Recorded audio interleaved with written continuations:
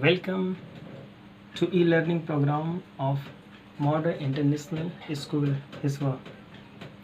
This is Asif present before you to solve some questions of test paper second, chapter second, factors and multiples, class 6. So students, are you ready? Yes. So please get ready to learn how to solve the question. In the previous video, I have given to all of you as a homework. Okay. Now, in this video, we are going to solve the test paper second. Okay. Now see first question number 1.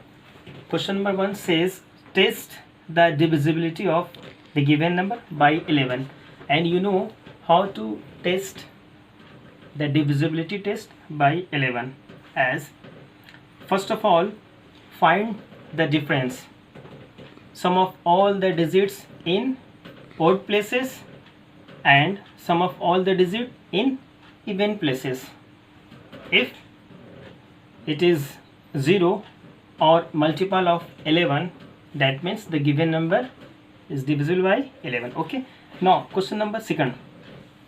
Test the divisibility of the given number by 8. Number is said to be divisible by 8 if the number formed by last 3 digits is divisible by 8. Okay. I hope you will follow the same that you have learned the previous time. Okay. Now you can do it question number 1 and 2. Okay. Now third, have a look. Question number 3 is here. On dividing 5035 by 31, the remainder is 13. Find the quotient. And you are all aware about the dividend, divisor, quotient and remainder. Like see here is the quotient, here is the remainder, here is the divisor, here is the dividend. Okay, this is dividend. So this number is as dividend, this is as divisor, and this is here is written remainder, and we have to find quotient. Okay. Now if you remember the previous formula that dividend is equal to divisor multiplied by quotient plus remainder. Here dividend is this 5035 written here, this is equal, divisor is 31st written, and suppose quotient is suppose say x plus remainder is 13. Okay. Now we have to find this x because we have to find the quotient. Okay. Now if you bring 13s to the left side with the negative sign, okay, this becomes 5022. Okay. Now this becomes x is equal to this divided by 31. If divides this number by 31 becomes 162. So 162 is the value of x and x is the quotient. That means the required number is 162. Okay. I hope you will understand. Okay. Now see friends, question number 5. Okay. Actually question number 4 is very simple.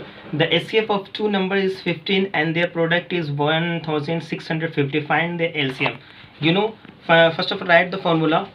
LCF multiplied by HCF is equal to the product of given numbers. Then we can proceed. Okay. Now see question number 5. Find the list. Here find the least 5 digit number which is exactly divisible by 20, 25 and 30. Actually you have already solved this type of questions in the previous time, but see how to solve. First of all find the LCM of these given numbers 20, 25 and see this is division method, and I have already find the LCM of these given numbers by division method. Either we can find the factorization method or division method. Okay, it is up to you. Now see LCM of 20, 25 and 30. 2 multiplied by 5 multiplied by 2 multiplied by 3 becomes 300. That means the LCM of 20, 25, 30 is 300. Okay. Now we know the least 5 digit number is, yes, the least 5 digit number is 1 with 4 times 0. Okay. That means 1, 10, 100,000, 10,000. Okay. And now we have to divide this 5 digit the least 5 digit number by LCM. So here is the LCM and we get the remainder is 100. Okay, now that means 100 is remainder, here is remainder is not equal to 0. That means this 300 is not a divisor of this. That means now how we can do? Yes, now the required number is right. We have to find the least 5 digit number which is divisible by 20, 25 and 30. So hence the required number is the least 5 digit number, minus this remainder, because here is the remainder. So minus remainder or plus, we have to add plus 300 LCM. Here is the formula. This is a 5, least the 5 digit number minus remainder or plus LCM. Okay, that means if you subtract this 10,000, if you subtract 100 from 10,000, becomes 9900 plus 300. That means 10,200. This is your answer. Okay, this is very simple. First of all, find the LCM, then divide the least 5 digit number by LCM, write the required number, the least 5 digit number minus remainder plus LCM, and calculate. You will get answer. Okay, you will get the answer this question. I hope you will understand. Okay, let's see question number 6. Find the largest number which divides 630 and 940, leaving remainders 6 and 4 respectively. It's very simple question, and you had already done such type of questions in the previous time, but even see, first of all, write the given number. Here is the 630 given number, and its remainder is 6. To find the new number, how we can find? Yes, subtract 6 from 630. Okay, this becomes 624. Now next, the given number is 940 and remainder is 4. Now same, subtract 4, this becomes 936, and we have to find SCF of these two new numbers.